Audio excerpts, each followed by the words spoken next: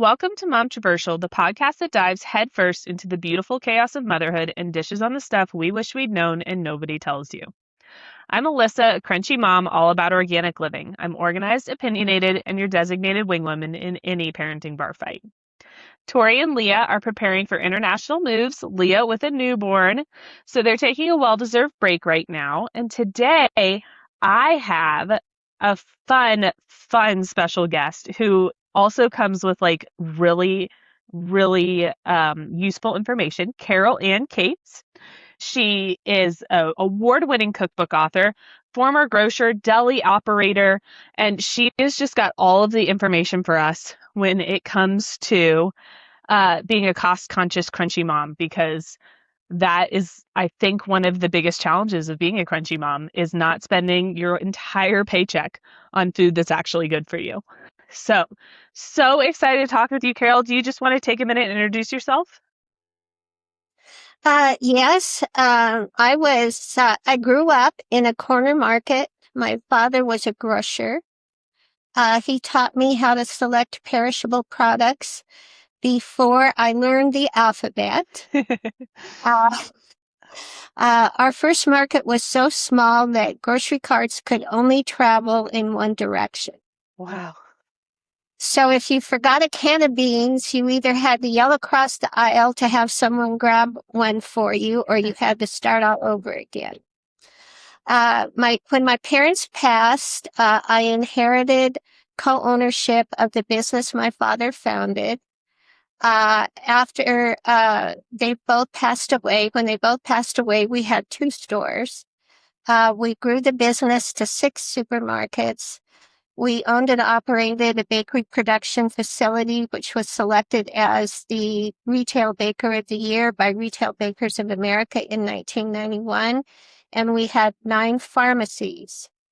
In December of 1998, we opened a 63,000 square foot supermarket, which was big for that day and age, not so big now. They're almost double that size. But 2 months after we opened the store, the city closed the road in front of it, and our customers couldn't get to it. Our sales dropped from 390,000 a week to 190,000 a week. The road was closed for 6 months. The day the road opened, our supplier tried to take us over. They sent this lovely man whom I called Jack the Ripper, and he said, "Give us $1 million or give us your keys today." We negotiated with them from 10 in the morning till midnight, and every time we would surrender to their demands, Jack the Ripper would call the CEO, and he would rescind the offer and make it worse. So we regrouped over the weekend. They went back to their corporate offices that Friday night. We regrouped and decided to fight. We ended up in federal court, and the case was dismissed because they had RICO violations, but it cost us $1 million for our attorney's fees. We had to sell one of our properties and lease it back to pay our legal bills. Wow. And we fought really hard. It just put us in a downward spiral. We ended up filing for Chapter 11 in February of 2001. We had our plan approved in August, and then 9/11 happened and people changed their buying habits, and Super Walmart opened in our town, and our creditors forced us into bankruptcy. Oh. I have been working on the story of the mom and pop fighting the big corporations now for 25 years. I'm going to finish it this year. It's called Busted But Not Broken. But that process drove my husband crazy. He said, "You have all these wonderful recipes. Why don't you write a cookbook?" So my favorite job at the supermarkets was to create recipes for our ad. So if we had pork chops in the ad, I did a pork chop recipe. So I put them together into a cookbook, which I called Secret Recipes from the Corner Market. It was selected as a top 10 favorite by the Denver Post food staff and has won 3 national awards. To set myself apart, I included grocery shopping wisdom, on how to select and store perishables. I hadn't done social media, but when I finished a historical fiction book, and in getting my memoir ready to go out into the world, I knew I needed to do social media. So I started doing that in 2001 and was working with a young man named Bobby Crew. And he asked me to do a blog on how to save money at the supermarket. So I pulled my shopping information out and spent a year expanding it to create Grocery Shopping Secrets. 2002 was our worst year for inflation. Food prices were up almost 9% that year, and the supermarket industry attributes it to COVID fears, disruptions in the supply chain, the avian flu, but also the Ukraine war. Mm. Ukraine is the breadbasket of Europe, and when Putin invaded Ukraine, wheat prices soared 34% per metric ton. Wow. So Grocery Shopping Secrets was born to help people be more savvy shoppers. Hmm. That is awesome. I actually got the Grocery Shopping Secrets on my Kindle, and I've been perusing it, and there's so much good information in there, um, and that I've kind of struggled to teach myself, right? And how amazing would it have been to just have this to really like learn from and, not reinvent the wheel like I kind of feel like I did. Um, so if anyone is totally overwhelmed by the prospect of grocery shopping healthier and being able to shop perishables better, Grocery Shopping Secrets is like it's everything I wish I could have just read instead of trying to figure out on my own. Yeah. Um, that is awesome. And I love how you said that you guys included recipes with your ads because that's the other issue of, okay, another week, I've got to make another meal plan. What are we going to eat? I don't even know. I don't want to think about it. But like you say in your book, it's it's so essential to be able to plan out these meals beforehand so you know what you're going into the grocery store for, and you're not wasting Yes. food. Yeah. And I think my granddaughter told me the hardest part of adulting was deciding what's for dinner. Amen. And if you do that once a week, then you're not every night going, oh my goodness, what am I going to make for Hmm. dinner? Yeah. Yeah. So I think it really does help. Now, where I live, the supermarkets come out with their ads on Wednesday. Hmm. And so I like to go online and see what's on sale and then plan my meals around it. Or, for example, the last week we had chicken breasts on sale. Hmm. So I would, if I have extra money, then I would buy extra chicken breasts to freeze. Yeah, I love that. We do a lot of Costco shopping, that kind of thing, and I do buy a lot of it in bulk, especially when it's on sale, because if you can, it makes it so much easier. So let's kind of get into uh, how we're grocery shopping in a healthier way. Because so much of the center aisles of American supermarkets today is so heavily processed. It's got additives, artificial ingredients. They call them natural ingredients, but they're really not natural ingredients. And it's bad for us. It's bad for our kids, and we're trying so hard to keep ourselves healthy and keep our kids healthy, especially with how much healthcare costs. Um, and it just feels like a losing battle sometimes. So can you talk about a couple tips you have to kind of help fight that battle? Well, one thing I think is we don't want to avoid the frozen fruits and vegetable aisle. Mm, Fruits and vegetables are flash frozen when they're at their peak, so they're going to have just as much nutrition as fresh, uh, but they're going to have a longer shelf life. So using, for example, I keep frozen corn in my fridge, and if I just need a cup, I can take out a cup of frozen corn and then refreeze it. I won't have unfrozen it, but just put it back in the freezer, Hmm. and then I have it to use again. So I think that's a really useful thing. I love that. Uh, they don't. I'm a really fresh cook, so I don't think that frozen carrots taste quite as good as fresh, but they still have the same nutrition. Yeah, that is awesome. I growing up for some reason, like in my head, like smoothies were so expensive and that kind of thing. But really, like you're saying, if we're buying fresh strawberries and we can't eat them fast enough, then that's so much more expensive than just buying the frozen strawberries and throwing them in a smoothie for breakfast.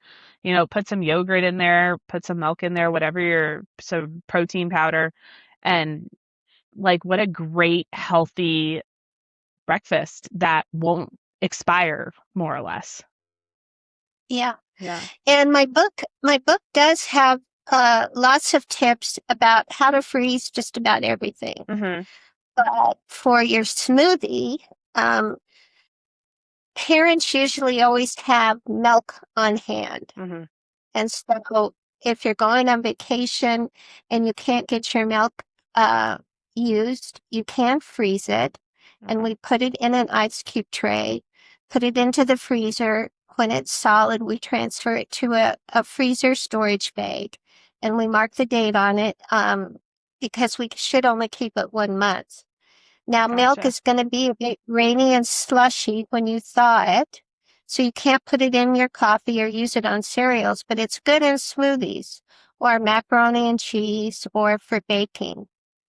Yeah. You also, if you have strawberries that you've bought for your smoothie and you can't get them eaten fast enough, you can freeze them. And to freeze berries, you put them on a baking sheet lined with parchment paper, put them into the freezer, and freeze them. Once they're solid, transfer them to an appropriate freezer storage bag, and then mark the date on it. And we can keep our frozen fruit about 3 months. Okay. That's great to know because I actually just stocked up on blackberries at Costco because they were a great deal. And I've been telling myself I need to freeze these before they go bad because we're not going to eat them in time. Yeah. That's awesome. What about if we're talking organic, a lot of times big food brands will just slap the words like natural or organic on highly processed snacks just to charge double. So how can like a cost conscious mom spot these marketing traps so that we're only spending money on really the cream of the crop, if you will? Have you heard of the Environmental Working Group? Hmm. And so every year they come out with a list of fruits and vegetables Yep. that are important to buy organic, Hmm. and they call that the Dirty Dozen. Hmm. If you know about that, I won't tell you what's on the list this year, but I do have that list in front of me. They also have the Clean 15, which Yep. is not important to buy organically. So if it's important to you to buy organic, the Clean 15 are not as important to buy organically because they don't retain uh, as much pesticide residue. I don't believe that you can put organic on a product unless it is, because there are strict regulations that you have to follow to be organic. Natural you can put on, and it really is a meaningless term. It just means natural, not processed. Hmm. Since you have that list in front of you, I'm relatively familiar with it, but just for our listeners' sake, do you want to go over it? Yeah, the Dirty Dozen, and it does change. It does change every year, but it Hmm. did not change from last year. The Dirty Dozen, which are important to buy organically because they retain pesticide residue, are apples, strawberries, grapes, peaches, spinach, green beans, nectarines, sweet bell and hot peppers, blueberries, cherries, kale, collard, and mustard greens. And then the clean 15 are sweet corn, pineapples, onions, papayas, frozen sweet peas, Okay. asparagus, honeydew melons, kiwi, cabbage, mushrooms, mangoes, sweet potatoes, watermelon, and carrots. So I think one thing that is, potatoes and sweet potatoes are relatively inexpensive. Hmm. And I know my kids prefer to eat sweet potatoes because they have more nutrition. Hmm. So that is something, a sweet potato that would be, you wouldn't have to buy organically, but would provide a lot of nutrition for your family. Well, yeah, and like you say in your book, like you really talk about how shopping at like Sam's Club and Costco can be helpful. Just off the top of my head, I'm pretty sure right now Costco has frozen mangoes that are organic and frozen strawberries that are organic. Um, and and a lot of times they will do sales, like you were saying, on the organic berries that are kind of, berries are just so expensive. It's crazy. We just planted a blackberry bush out there actually in our yard because my girls could eat blackberries all day, every day, and be perfectly happy in their lives. um, Yeah, they're my yeah, favorite berry. they're so yummy. I think I'm a raspberry girl if I had to pick my favorite. But I have been this pregnancy, I've been making myself energy drink mocktails. Just ingredients. One of my favorite companies has come out with an energy drink that is, real ingredients. And so I mix that with some blackberries muddled in the bottom and a little bit of pineapple juice. And it's just so refreshing and it gets me through the day because otherwise I'm not making it past 3 p.m. So I love that. That's so great. So along the lines of we were talking about maximizing freshness and minimizing waste, your father had a saying, I think garbage in, garbage out, about Yes. how to buy more efficiently. Do you want to talk about that? Yes. Every day, your supermarket will sell some produce that can be classified as garbage. Have you ever been shopping and seen a tomato or a pepper that has fungus on it and it's all shriveled up and you think, does a produce clerk think I'm blind that I would buy this? And so I have a talk that I give and I I classify produce as the good, the bad, and the ugly. And I believe that the quality of our produce has gone down significantly Hmm. since COVID. One thing, uh, when I'm shopping, mostly the romaine that we're finding today, at least where I shop, is the bad romaine. So romaine with really large milky ribs and a big bottom, a big butt, and rust on the butt is not going to be good quality. And most of the romaine I see now is it's sort of green at the top, but then it gets really a light green Yeah. and almost white down. We want our romaine to be green Hmm. all the way, that bright green, all the way down into the center. How Now, every once interesting. in a while, I find a good romaine, but often the romaine I'm buying is what I call the bad. Ugh. Another example I have is with cauliflower. When cauliflower starts to deteriorate, it will get little brown spots on it. Okay. And I had gone into the store and I wanted cauliflower and I looked at all of them and I said to the produce clerk, uh, do you have any cauliflower that hasn't started turning brown? And she said, this is all we have. It just came off the truck. Wow. So I went ahead and had to buy it, which I would have just cut out the brown part. But my wheat got discombobbled and I didn't make it for 5 days. And by the time I went to use it, the brown had gone down all the way into the Mhm. interior. So I guess my tips are If you buy something that isn't as fresh as you would like, you need to use it. Hmm. Um, need to use it sooner. I don't know why the quality of our produce has deteriorated. Uh, Produce is graded A, B, and C, and I often wonder because the price of groceries has gone so much if they're buying a lower grade of produce to have lower prices. Mm, yeah, that's a good point. Something that you just said just made me think of a lot of times, at least for me, and I know I'm sure lots of other moms, we're doing grocery pickup now because it's so helpful to not have to unload all the kids and bring them in the grocery store and all that kind of thing. But it's also stressful to relinquish that control, especially around produce. But I have noticed that specifically at our commissary here, for any military listeners, uh, when you order on the Click to Go app, you can make notes, and I do make a note. I say, please be picky about the produce. Like, I really appreciate it. Thank you. And honestly, I really think it makes a difference in what I get. I think they do read those notes, and they're regular people too, right? They're thinking, okay, yeah, I wouldn't want this nasty tomato. I'm going to skip that for her.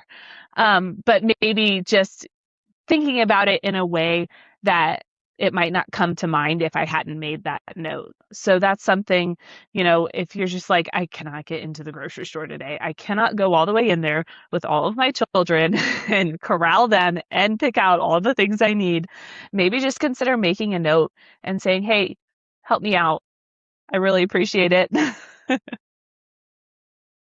Well, and that's a good point. I've only had my groceries delivered once, and that was when my husband and I both had COVID at the same time. Yeah.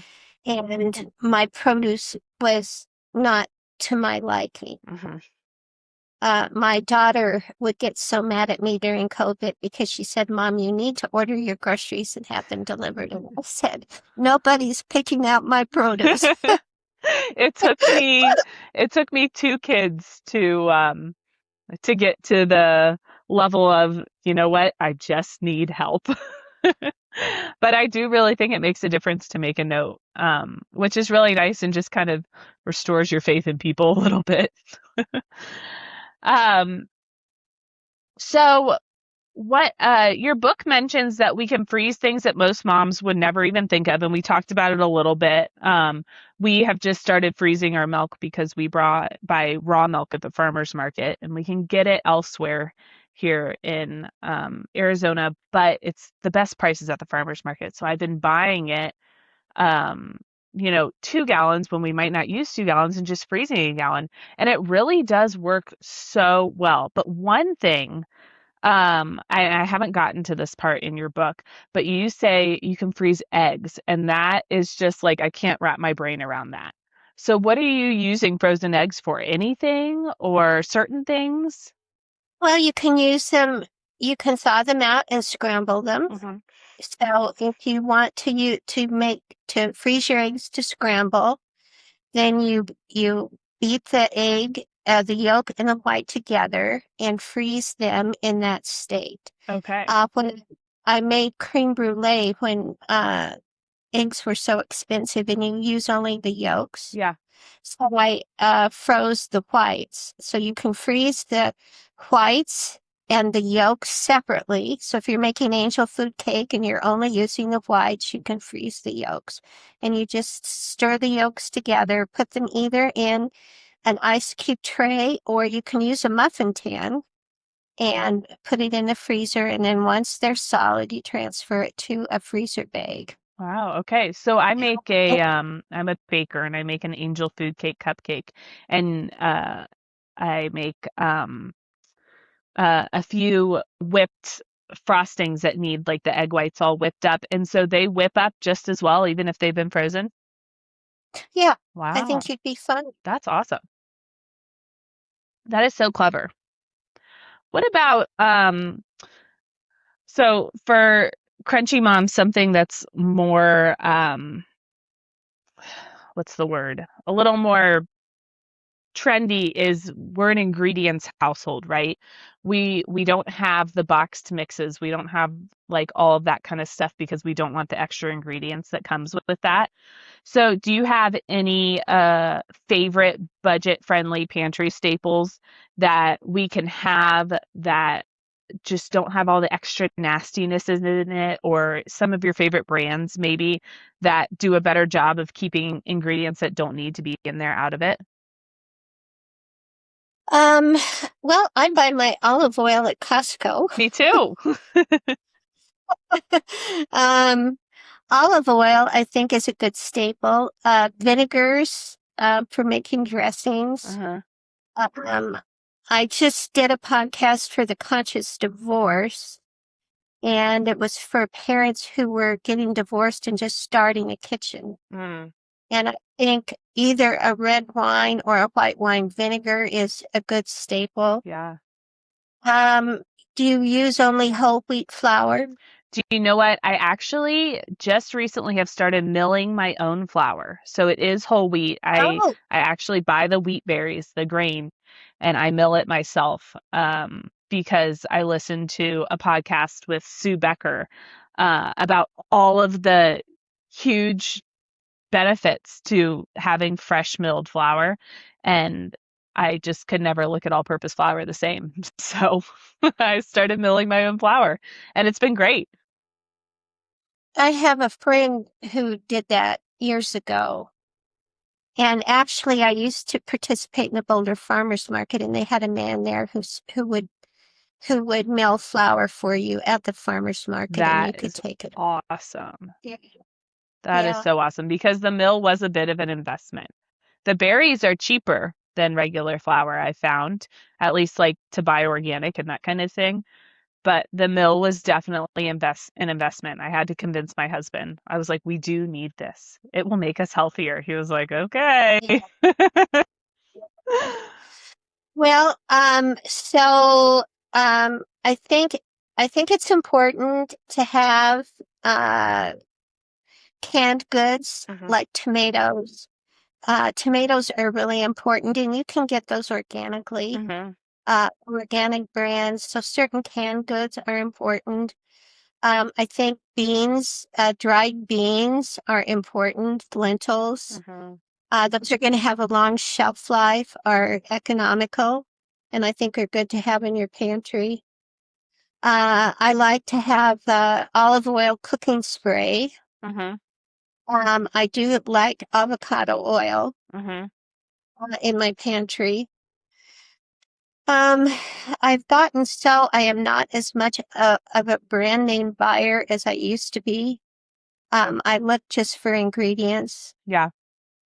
It is really interesting how, you know, the grocery store brand can be the same as the really bougie brand, and it is the same exact ingredients, sometimes even organic. And, once you get that like ingredients mindset, you're looking at it and you're like, well, why would I spend $2 extra for the same exact Yeah, thing? yeah. Hmm. That's awesome. This is so useful. I love this take. And I think so many moms just like need to hear it because our brains are going in so many different directions all the time. And sometimes we just need someone to say, listen, start here, do this, try this one little thing at a time, and that can be so helpful. Like, I really am probably going to get off and go freeze my blackberries, just like you told me to. um, so, if a mom is sitting in her car right now, preparing to head into the grocery store, she's so overwhelmed because she's just trying to feed her family clean food, but she is on a budget because we all are in this economy. What is just the one piece of advice you'd give? Well, um, don't go to the grocery store without a shopping list. Mm, Have a shopping list. Know what you're going to make. Plan what you're going to make at the beginning of the week. mhm, Make a shopping list. One thing that's important, I think, is to keep your fridge organized. Mm-hmm. Um, First in, first out. So you need to rotate your food, know what's in your fridge, what's going to go bad. When I make my shopping list and I'm not sure, like if I have a lemon or if I have a can of tomatoes that I need, I put a little question mark by it, and then I go and double check and make sure I'm not buying something I don't need. Love it. I think especially with a family, if you have a can of tomatoes that's stuck behind a box of cereal, you need to keep your pantry organized so you know what you have. Mm-hmm.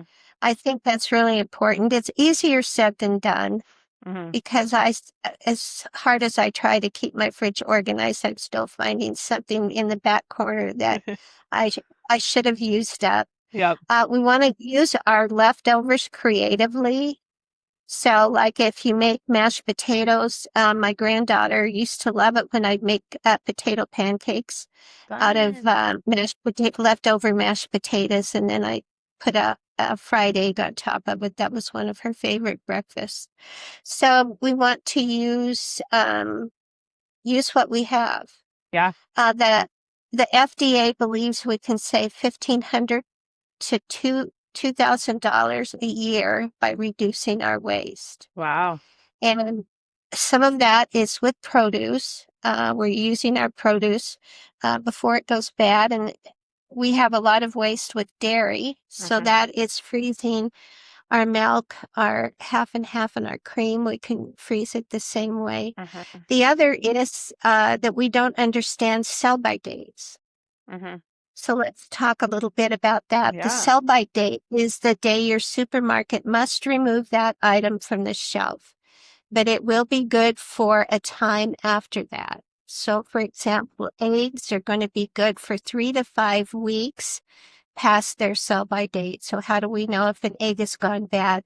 We give it the float test. We Yep. put it in either a pan or a bowl of water, and if it floats, we shouldn't eat it. Okay.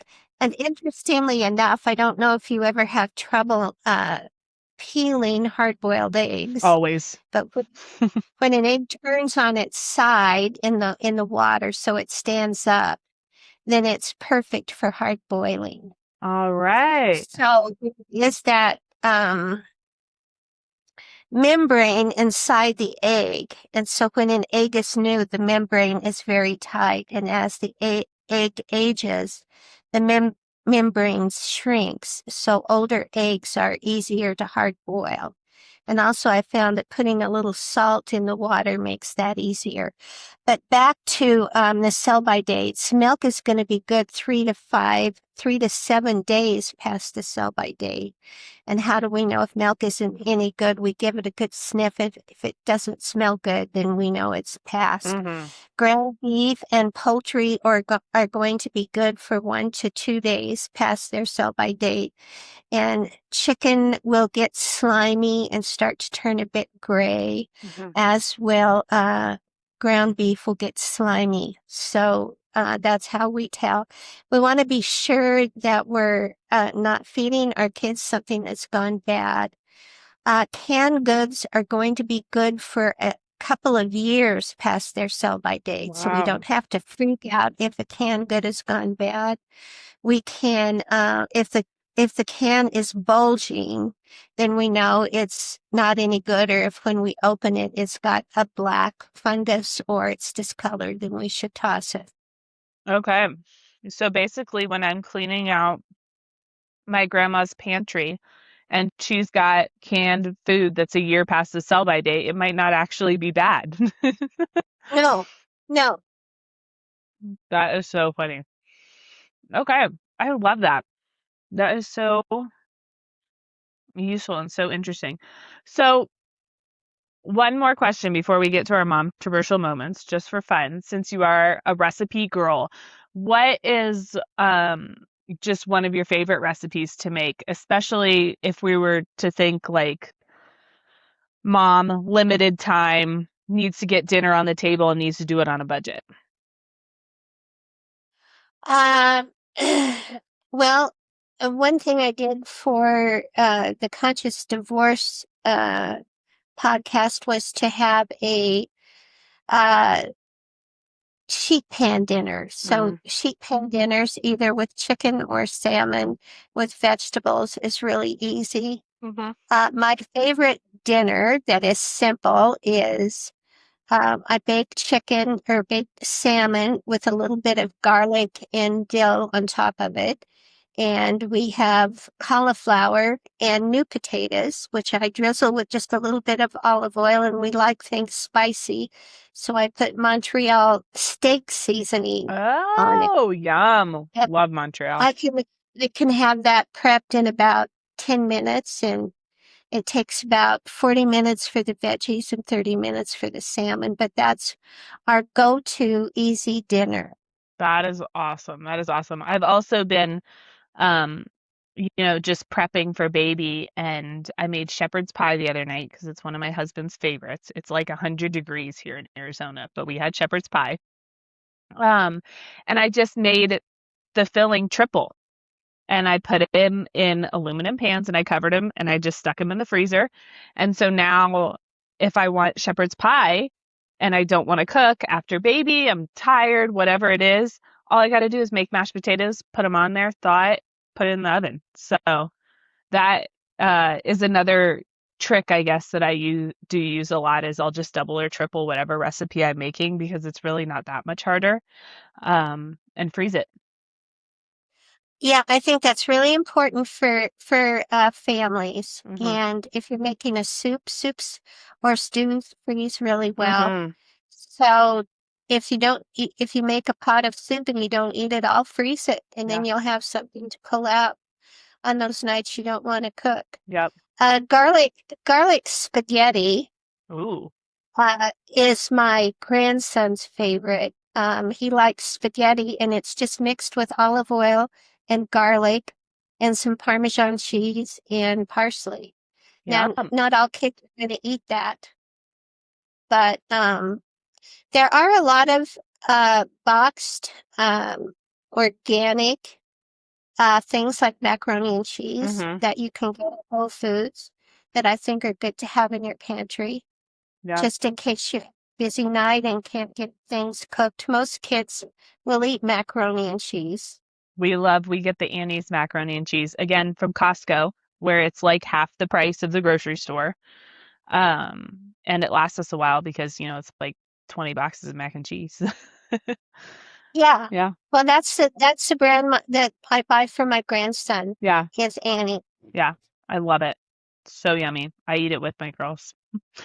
So something we do here, Carol, is we have a momtroversial moment every episode. So do you have a momtroversial moment, which it can be, past, present, whatever, that just made you laugh, it made you cry, it's grocery related, whatever it is that you want to share with us?